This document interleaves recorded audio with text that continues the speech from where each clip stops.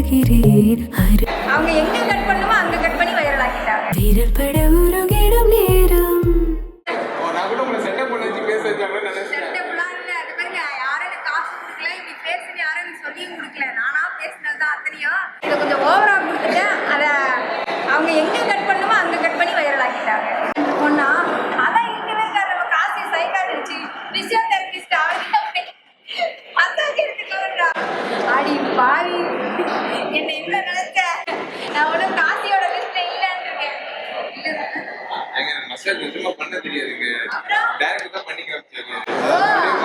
இல்ல, அப்ப நீங்க வாழ்ந்தீங்களா இல்ல அவர் வாழ்ந்தாரான்னு தெரியலையே. ஆஃப் ஸ்கிரீனே நீங்க ஆன் ஸ்கிரீனா? அப்ப திட்டு சொல்றேன், வாழ சொன்னாரு வாழன்னு யாரும் புரிஞ்சுக்க மாட்டீங்க.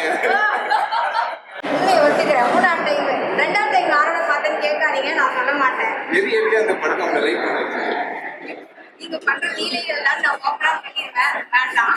சொல்லிட்டீங்களே. தேர்ட் டைம் பாக்குறதுக்கான காரணம் தேர்ட் டைம் பார்க்கறா. சொல்லுங்க. பரவாயில்ல.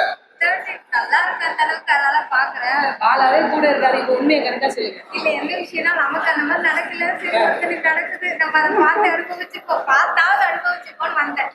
ஏங்க நீங்க அங்க ஆம்பளை பார்த்து போறாம போறீங்களா இல்ல பொம்பளை பார்த்து போறாம புரிய மாட்டீங்க எனக்கு. எனக்கு என்னன்னா, பொம்பளையா இருந்தா அனுபவிக்க முடியல, சரி ஆம்பளையா மாறுறேன்னு சொல்லிட்டேன். ஆம்பளையா மாறினாலும் அனுபவிக்க முடியுமான்னு தெரியல.